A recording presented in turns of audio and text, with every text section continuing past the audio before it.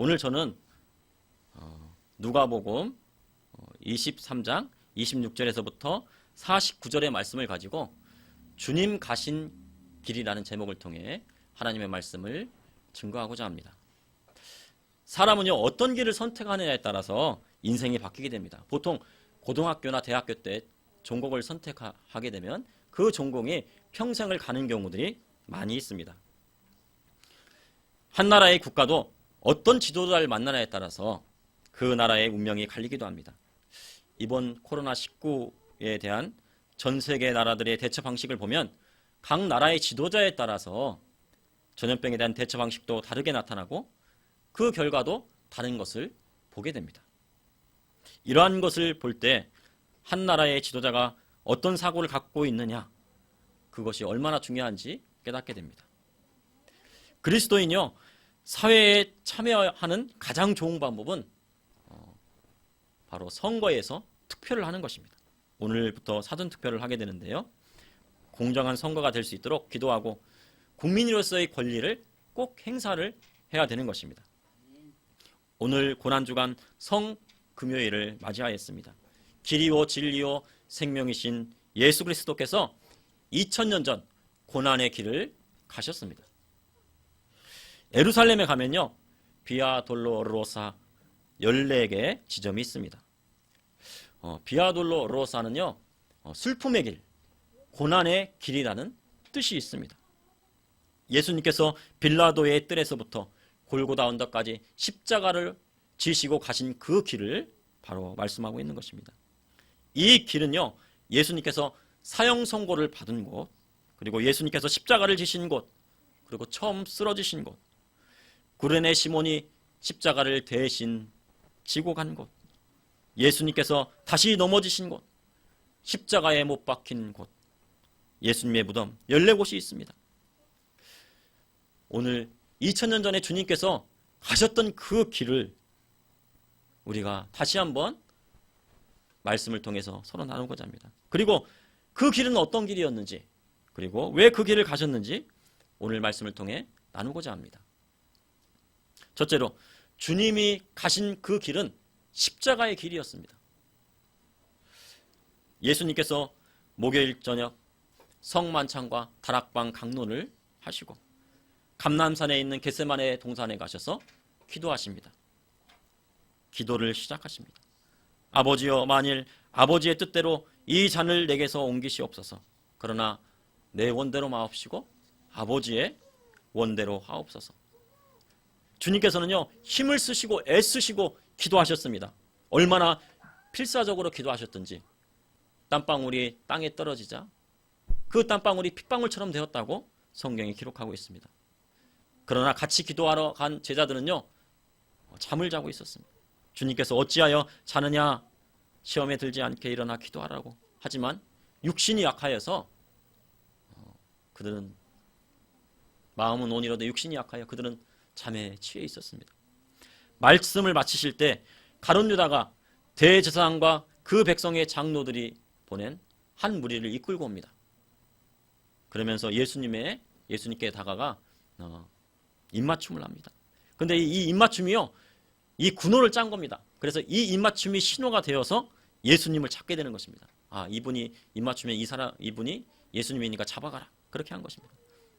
그래서 그 무리가 예수님을 잡으려고 할 때 베드로가 검을 빼어서 대제사장의 종 말고의 오른쪽 귀를 떨어뜨립니다. 그런데 예수님께서는요, 이것도 참으라고 말씀하십니다. 이것까지 참으라. 그리고 그 귀를 만져주시고 낫게 하여 주십니다. 예수님은 무리에게 잡혀 대제사장 가야바의 집으로 이끌어갑니다. 그 뜰에까지 따라갔던 제자가 바로 베드로입니다.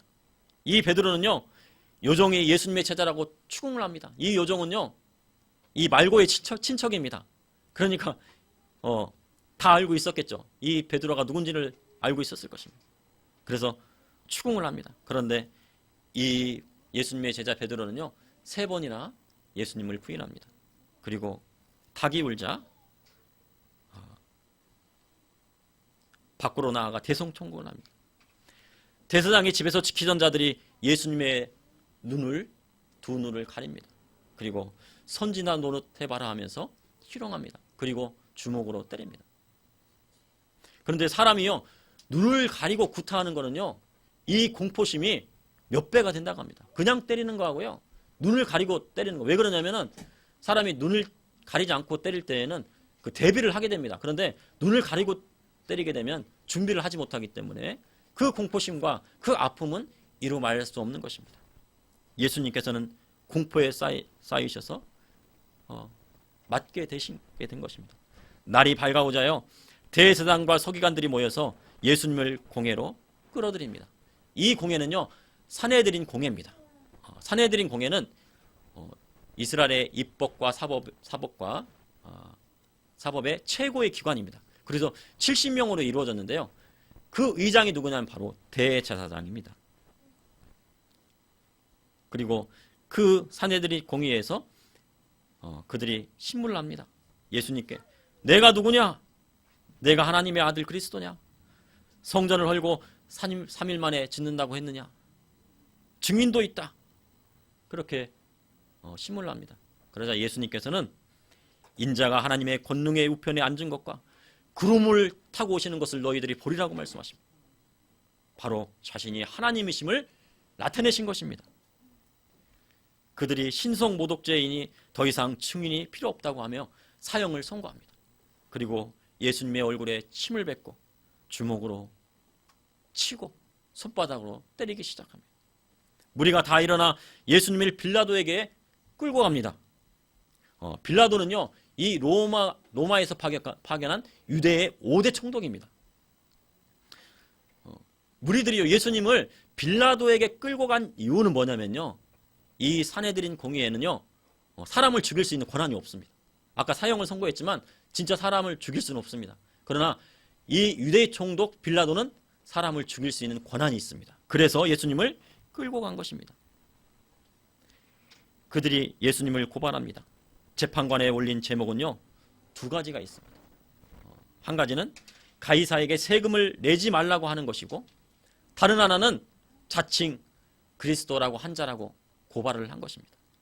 빌라도가 묻습니다. 내가 유대인의 왕이냐? 아니, 예수님은 내 말이 옳도다 라고 말씀하십니다. 사람들이요, 임금을 삼으려고 했습니다. 예수님을요. 사람들이 예수님을 임금 삼으려고 할 때는 예수님께서요, 피하시고 빈들러 가시고 도망을 가셨는데, 오늘은 당당하게 말씀을 하십니다. 나는 유대인의 왕이다. 나는 내 나라가 있고 진리에 속한 자들은 안다. 내 나라는 세상에 있지 아니하고 저 하늘에 있다 라고 말씀을 하신 것입니다. 빌라도가 제사장과 무리들에게 이렇게 이야기합니다. 내가 보니 이 사람에게 죄가 없다고 합니다. 무리가 소동하자요, 빌라도가 회피합니다. 갈릴리에서 온 나사렛 예수를 죽여야 된다, 그렇게 얘기를 하니까요, 빌라도가요, 정보를 하나 얻었어요. 어떤 정보를 얻냐면, 갈릴리 사람이구나. 그러면은 이 정보를 얻고 골치 아픈 이 재판을 회피할 수 있는 묘수를 찾아냅니다. 그 묘수는 뭐냐면요, 갈릴리에 분봉한 헤롯 안티파스에게 이 재판을 떠넘기는 것입니다. 그런데 이 갈릴리에 분봉하니 갈릴리에 있어야 되잖아요. 근데요, 이 헤롯 안티파스가 6월절이 되었기 때문에요, 이 로마의 관할에 있는 이 예루살렘에 오게 된 겁니다. 그날. 그래서 그것을 알고 빌라도가 예수님을 헤롯에게로 보냅니다.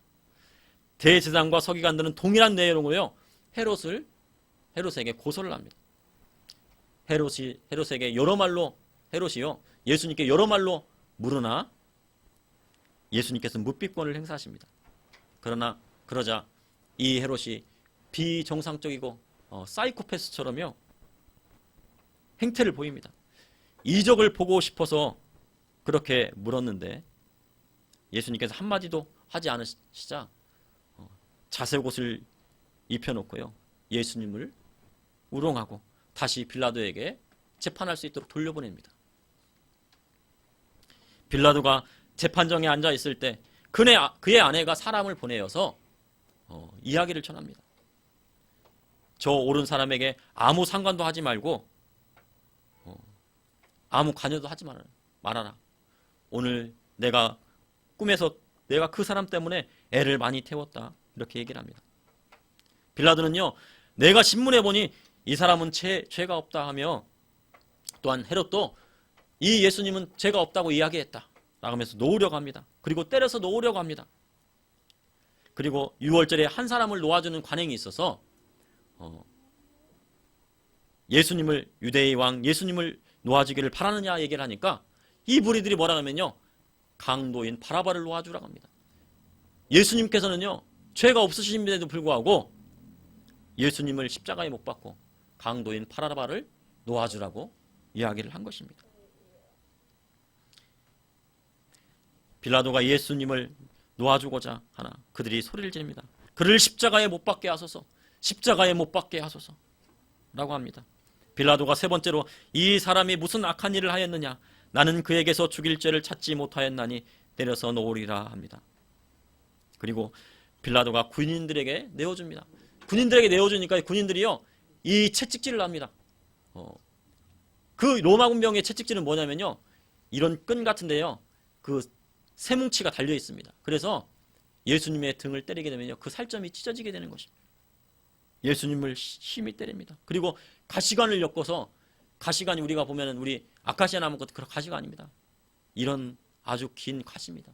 이런 가시관을 만들어서 예수님의 머리에 씌웁니다. 예수님의 피가 예수님의 얼굴에 흘러내립니다. 그리고 홍포를 입힙니다. 그리고 무리 앞에 다시 세웁니다. 그랬더니요, 유대인들은요, 로마의 압제 속에서 구원해줄 메시아를 원했는데 너무나도 나약하고 가시관을 쓰고 홍포를 입고 피 흘리고 살점이 다 찢어져 있는 이 예수님을 보자요, 그들은 실망을 합니다. 그리고 더 크게 예수님을 십자가에 못 박으라고 그렇게 소리를 칩니다. 그러나 예수님은요, 세상의 왕이 아닙니다. 유대인들이 원했던 세상의 왕이 아닙니다. 예수님은 바로 하나님의 아들이시요, 그리스도시요, 바로 우리의 영원한 왕이신 것입니다. 그들이 더 큰 소리로 재촉하여 소리가 이게 됩니다. 그러자 빌라도는 무리 앞에서 손을 씻습니다. 이 사람의 피에 대해 나는 무죄하니 너희가 당하라 하니, 백성들이요, 그 피를 우리와 우리의 자손들에게 돌리소서, 그 피를 우리와 우리의 자손들에게 돌리소서. 그 한마디가 얼마나 무서운지 몰랐습니다. AD 70년에 디도 장군이요, 예루살렘에 와서요, 이 예루살렘을 쑥대밭으로 놨습니다. 돌 위에 돌 하나도 없게 돌을 다 갈아버립니다. 그리고 여러분도 아시겠지만 또한 히틀러가 600만 명이나 되는 그런 유대인들을 학살합니다. 가스실에 넣어서 학살하고 고난당하고 세계로 뿔뿔이 흩어져서 고난당하다가, 그렇게 세계를 유랑하다가 1948년이 되어야, 근 2000년이 지나서야 다시 나라를 찾게 됩니다. 빌라도는요, 밀란이 일어나게 되면 총독의 정치적인 생명을 잃게 됩니다. 밀란이 일어나게 되면 그 총독 자리에서 내려와야 됩니다. 그래서 어쩔 수 없이 예수님을 놓아주려 했으나 어쩔 수 없이 십자가에 달게 한 것입니다. 그러나 그 십자가에 달리게 할 수 있는 권한은 누구한테 있었어요? 바로 빌라도한테 있었기 때문에 이 빌라도의 책임인 것입니다. 그래서 사도신경에는 바로 빌라도에게 고난을 받으사라는 말씀을 하고 있는 것입니다. 빌라도는요, 아침 8시쯤에, 금요일 아침 8시쯤에 사형 선고를 내립니다. 그리고 주님께서는 십자가의 길, 비아 돌로로사, 이 길을 걸어가시는 것입니다. 둘째로 십자가의 길은 우리를 구원하시기 위한 길이었습니다. 예수님께서는요, 자기 십자가를 지고 골고다 언덕길을 걸으십니다. 이 골고다는요, 아람어입니다. 그리고 라틴어로는 갈보리라고 합니다. 이 골고다나 갈보리는 같은 말이지만 언어가 다르기 때문에 갈보리 십자가라 하죠. 바로 이 골고다의 언덕을 걸으신 그 십자가를 이야기하는 것입니다. 이 골고다 언덕은 예루살렘 성 북쪽에 있는 20m 높이의 언덕입니다. 모양이 해골 모양이라고 해서 해골의 곳이라고도 하는 것입니다. 예수님께서 십자가를 지고 가실 때 가슴을 치며 백성들은 슬퍼합니다. 그리고 여자들이 웁니다. 예수님의 제자들, 예수님의 또한 때렸던 여자들이요 가슴을 치면서 옵니다. 그런데 예수님께서는 그렇게 말씀하십니다.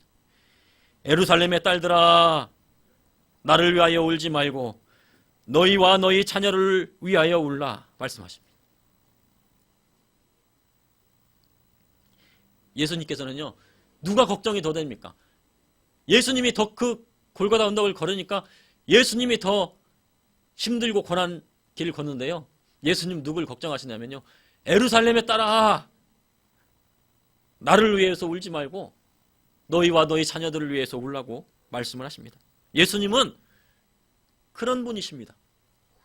예수님께서는 십자가에 달려 돌아가시고 그 길을 걸으심에도 불구하고 다른 사람들을 위해서 걱정하고 자기 백성들을 위해서 걱정하시는 참된 분이십니다. 주님은 모진 매를 맞으셨기에 걷기조차 힘드셨습니다. 그러자 로마 군인들이요, 알렉산더와 루포의 아버지인 구레네 사람 시몬을 데려다가 예수님의 그 십자가를 대신 지게 합니다. 구레네 시몬은요, 갑자기 수치스럽고 고통스러운 십자가를요 억울하게 감당해야 했습니다. 그러나 시몬의 아들 알렉산더와 루포는요 성경에 영광스러운 이름으로 기록되어 있습니다. 이 구레네 시몬의 그 아내요, 바로 루포의 어머니는요, 즉 시몬의 아내인데요, 이 바울을요 친자식처럼 대했습니다. 그리고 사랑으로 대해줬습니다. 그의 두 아들들 알렉산더, 루포는요, 이 아버지 구레네 사람 시몬이 십자가를 지고 대신 지고 올라갔는데요, 그로 인하여서 두 아들은 신실한 기독교인이 되었습니다. 그리고 성경에 그렇게 나와 있습니다. 주님은 골고다에 이르러 몰약을 단 포도주를 주었으나 주님은 받으시지 않으셨습니다. 오전 9시에 예수님은 세 개의 못으로 십자가의 못을 박히고 예수님의 옷을요 군병들이요 제비를 뽑습니다. 예수님의 속옷까지 제비 뽑습니다. 예수님의 속옷은 위에서부터 통으로 짜여진 그런 옷입니다.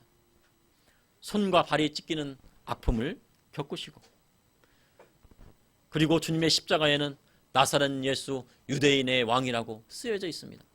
거기에는 히브리어로, 헬라어로, 이 로마의 언어로, 세 개의 언어로 써 있습니다.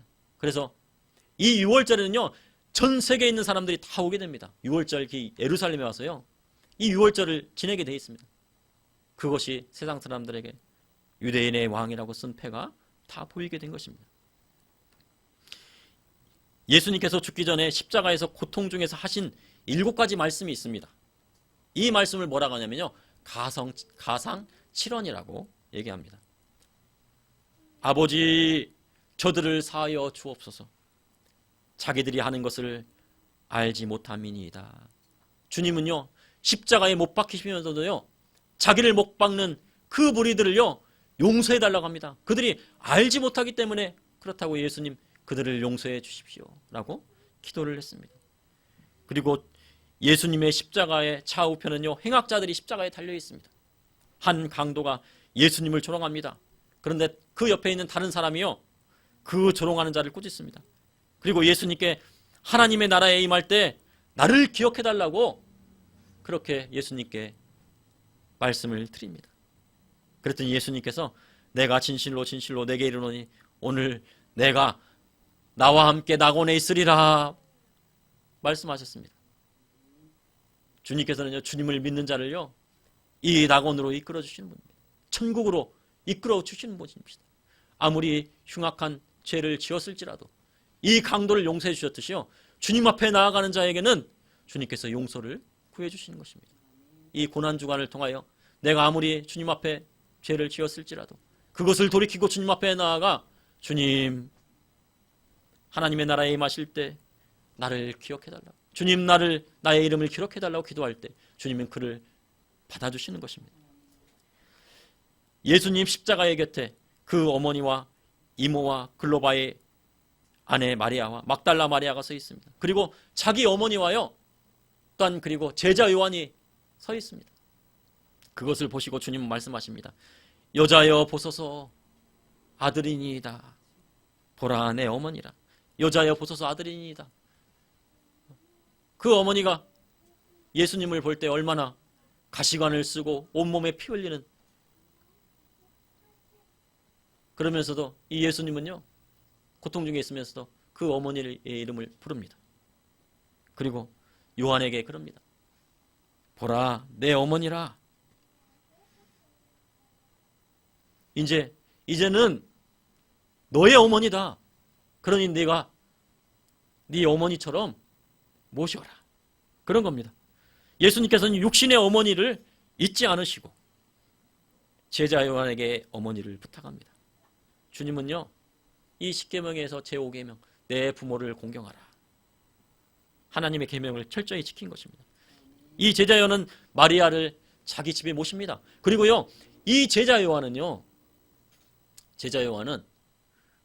이 모든 제자들보다 마지막에 죽습니다. 다 죽고 나서 이제 요한이 이제 죽게 되는데, 마지막에 죽게 되는데요. 그 이유는 바로 마리아를 모셨기 때문입니다.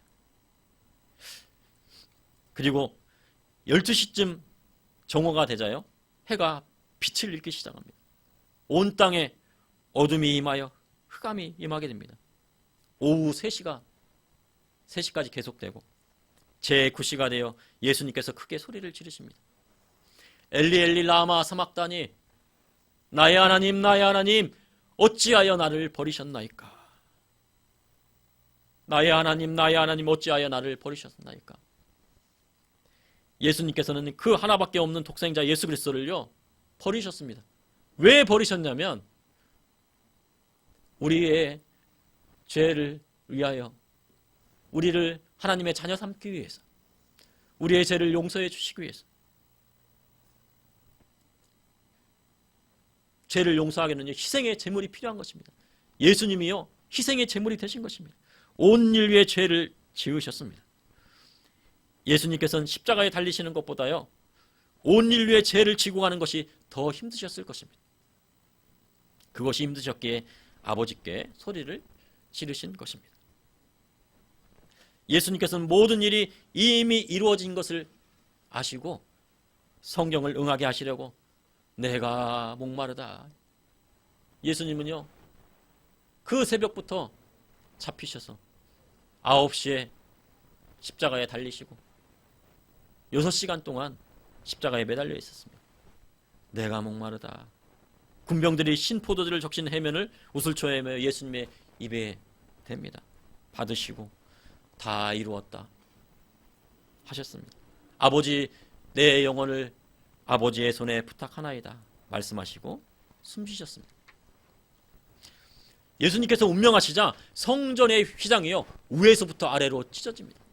이 가운데가 다 찢어져 버립니다. 그리고 둘로 나뉘고 땅이 진동하고 바위가 터지고 무덤이 열려서 자전자들이 일어나게 된 것입니다. 예수님께서는 하나님의 어린 양으로 온 인류의 죄를 대속하시려고 희생제물이 되신 것입니다. 또한 죄로 인하여 끊어졌던 하나님과 사람의 사이에 막힌 담을 허셨던 것입니다. 이 휘장이라는 것은요 지성소와 성소를 구분하는 그런 천막인 천인 것입니다. 그래서 우리가 지성소의 탐대에 들어갈 수 있는 힘을 허락하여 주신 것입니다. 히브리서 10장 10절에 이 뜻을 따라 예수 그리스도의 몸을 단번에 들이심으로 말미암아 우리가 거룩함을 얻었노라. 그러므로 형제들아 우리가 예수의 피를 힘입어 성소에 들어갈 담력을 얻었나니 그 길은 우리를 위하여 휘장 가운데로 열어놓으신 새로운 삶 살 길이요 휘장은 곧 그의 육체니라. 그러므로 예수 그리스도의 십자가의 보혈의 피로 우리의 죄를 사해 주시고 우리를 하나님 자녀 삼아 주시고 또한 우리를 구원에 이르게 하여 주신 것입니다. 우리는 예수 그리스도에 인하여 구원을 받았고 또한 하나님의 자녀 된 것을 기억해야 됩니다. 셋째로 주님이 가신 길을 따라가는 것이 참된 제자의 길입니다. 백부장이 이 된 것을 보고요 하나님께 영광을 돌립니다. 그리고 이 사람은 정령 의인이었다고 하고 하나님의 아들이었다고 고백을 합니다. 십자가 앞에 모인 무리들은요 다 가슴을 치며 돌아갑니다. 해가 지면요 안식일입니다. 이 금요일 날에 해가 지게 되면 시점부터 안식일이 되는 겁니다. 우리는 보통 해가 뜨면 그 하루가 시작되잖아요. 그런데 이 이스라엘은요, 유대는 바로 해가 질 때부터 다음 날이 시작되는 겁니다. 그래서 해가 지게 되면 무교절 마지막 날인 대축제일이 오게 됩니다. 예수님께서 오후 3시에 운명하셨으니까요, 해가 지기까지는 4시간도 채 남지 않았습니다. 빌라도가 시체를 십자가에 두지 말고 다리를 꺾어 시체를 치우라고 합니다. 그래서 이 군병들이 두 행악자의 시체의 다리를 꺾습니다. 예수께에 이르러서는요, 이미 죽은 것을 알고요, 군병들이 이 창을 가지고 예수님의 그 옆구리를 찌릅니다. 그랬더니 온몸에 있는 피와 물이 다 흘러서 쏟아지게 됩니다. 그러므로 주님은 마지막 피 한 방울까지 우리를 위하여 흘리신 것입니다. 다 쏟으신 것입니다. 출애굽기 12장 46절에 한 집에서 먹되 그 고기를 조금도 집 밖에 내지 말고 뼈도 꺾지 말지며 유월절 규례를 말씀하고 있습니다. 예수님께서는요, 이 유월절에 하나님의 어린 양이 되셨습니다. 그러므로 유월절에 어린 양의 그 뼈를 꺾지 않았던 것처럼 그 성경을 이루기 위하여 예수님의 그 두 다리의 뼈가 꺾이지 않은 것입니다. 공회 의원 중에서 예수님을 죽이고자 했던 의원도 있습니다. 아까 사내들이 공의회가 있었죠. 70명이 이루어졌는데요, 다 예수님을 죽이자고 찬성한 사람만 있는 것은 아닙니다. 그들의 결의와 행사를 찬성하지 아니한 선하고 의롭고 하나님 나라를 기다리는 공회 의원도 있었습니다. 바로 그 공회 의원이 누구였냐면요, 바로 아리마대 요셉이었습니다. 아리마대 요셉이 빌라도에게 시체를 달라고 합니다. 그리고 예수님께 밤에 찾아온 니고데모는 몰약과 침향 섞은 것을 가지고 옵니다. 십자가에 내려 유대의 장례대로 그 향품과 함께 세마포에 싸서 아직 사람이 장사한 일이 없는 바위의 판 무덤에 넣어 두었습니다. 이 아리마대 요셉은요, 아마 부자였기 때문에 자기 무덤을 미리 준비했을 것입니다. 그런데 그 준비한 무덤을 자기가 안 들어가고 누구를 위해 사용한 거예요? 바로 예수님을 위해서 사용한 것입니다. 바로 이 아리마대 요셉은요, 진정으로 하나님의 나라를 기다리는 자고 바로 예수님의 그 장례를 준비했던 사람이었던 것입니다. 갈릴리에서 예수와 함께 온 여자들이 뒤를 따라 무덤과 그의 시체를 어디에 두었는지 보려고 갑니다.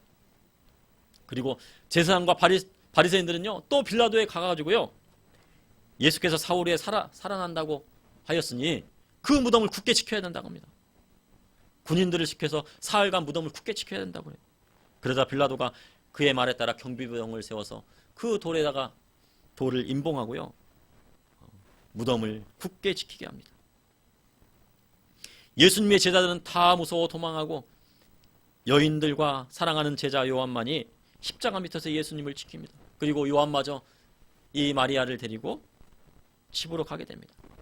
요한복음 13장에 베드로는 예수님께서 어디든지 따라가겠다고 말을 했습니다. 예수님께 어디든지 따라가겠다고 말씀을 드렸습니다. 그때 예수님께서 내가 지금은 따라올 수 없으나 후에는 따라오리라고 말씀하셨습니다. 제자의 길은요, 주님을 따라가는 것입니다. 오늘 우리가 주님의 십자가의 길을 따라갔습니다. 겟세마네 동산에서부터 이 해골의 곳 골고다 언덕까지 따라갔습니다. 이 제자의 길은 예수님께서 겟세마네 동산에부터 해골의 곳에 십자가에 달려 돌아가시기까지 주님을 따라가는 삶인 것입니다. 주님께서 십자가에 돌아가실 때 제자들은 다 도망치고 뿔뿔이 흩어지고 말았습니다.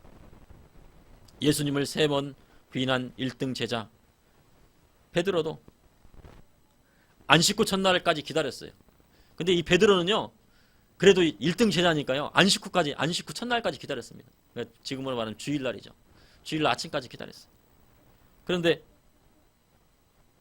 예수님이 그 시체가 없어졌다는 이야기를 듣고요, 막 제자들과 같이 달려갑니다. 달려가 보니까 무덤에 피어 있고 세마포만 있어요. 없는 것을 봅니다. 누군가 예수님의 시체를 가져갔구나. 그리고요, 어디로 가냐면 바로 물고기 잡으러 제자들을 데리고요. 물고기 잡으러 갈리로 갑니다. 다시 어부를 하려고요. 주님께서는 사망 권세를 이기시고 부활하신 후에 제자들에게 찾아가십니다. 사랑하는 제자들에게 사명을 주셨고 주님을 3번 부인한 베드로에게도 사명을 주셨습니다. 그리고 그리하여 베드로는 로마에서 십자가에 거꾸로 달려 순교하고 대부분의 제자들이요 다 순교하고 주님이 가셨던 그 길을 따라갔던 것입니다. 예수님을 따라 제대된 삶을 산다는 것은요 쉬운 것 같지만 아주 어려운 일입니다. 사명이 없이는 감당할 수 없는 어려운 길입니다. 그러나 어려워도 힘들어도 주님 가신 그 길을 따라가는 것이 예수님의 참된 제자의 길인 것입니다. 마태복음 16장 24절에 예수께서 제자들에게 이르시되 누구든지 나를 따라오려거든 자기를 부인하고 자기 십자가를 지고 나를 따를지니라. 이 말씀은 예수님께서 십자가 지시기 전에 말씀하신 것입니다. 예수님을 따르는 제자는 먼저 자기를 부인해야 됩니다. 그리고 자기 십자가를 지어야 됩니다. 그리고 그 다음은 예수님을 따라가야 됩니다. 베드로의 십자가는 무엇이었습니까? 베드로가 큰 환란이 나가지고요 로마 교회 큰 환란이 나서 도망칩니다. 로마에 있는 이 성도들을 놔두고 도망칩니다. 그때 예수님께서 십자가 지시고 다시 로마로 가시는 그 환상을 보게 됩니다. 주님 어디로 가십니까? 네가 가지 않으니 내가 십자가를 지고 로마에 간다. 베드로는요 그 말씀을 듣고 내 십자가가 베드로의 십자가가 무엇인지를 깨달았습니다. 그래서 다시 로마로 가서 로마에 있는 성도들이 믿음을 잃지 않도록 해주고 그리고 자기도 그 사람들과 함께 순교를 한 것입니다. 우리가 이 고난중간을 통하여 자기 부인이 무엇인가를 한번 깊이 묵상해야 됩니다. 예수님께서 하나님의 어린 양으로 십자가를 지셨듯이 그럼 나의 십자가는 무엇인가? 나에게 맡겨주신 것은 무엇인가? 내가 양을 두고 핍박이 우리가 언제 또 핍박이 일어날지 모르잖아요. 지금 보면 우리가 조그마한 핍박 때문에도 힘들어하는데 어떤 핍박이 올지 몰라요. 내가 그러면 양들을 놓고 그냥 갈 것인가? 아니면 끝까지 양들을 지킬 것인가? 내가 주님을 부인할 것인가? 부인하지 않을 것인가?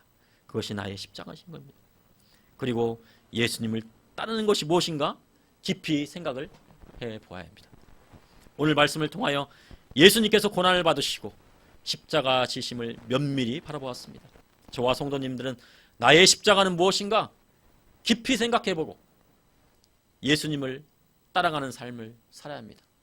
주님 가신 그 길 따라가는 그 제자가 바로 참된 제자가 되는 것입니다. 이 시간 기도하시겠습니다. 주님 오늘도 감사합니다. 주님 비아 돌로로사 아버지 하나님 주님께서 그 빌라도의 뜰에서 또한 골고다 언덕까지 그리고 십자가에 달려 돌아가신 그곳까지 우리가 되짚어 보았습니다. 주님께서 우리를 얼마나 사랑하셨는지 다시 한번 깨닫게 됩니다. 주님, 우리가 예수님의 제자된 삶을 살기 원합니다. 주님, 우리를 내 자신을 부인하고 또한 우리의 십자가를 지고 예수님을 따르길 원합니다. 주님, 우리에게 믿음 허락하여 주시고 주님의 성령으로 함께하여 주셔서 그 사명 잘 감당하게 하여 주시고 이 고난주간을 통하여 깊이 묵상하게 하여 주시고 예수님의 그 고난에 깊이 묵상하고 또한 그리고 주님의 그 부활에 참여할 수 있도록 인도하여 주시옵소서. 예수님의 이름으로 기도합나이다. 아멘.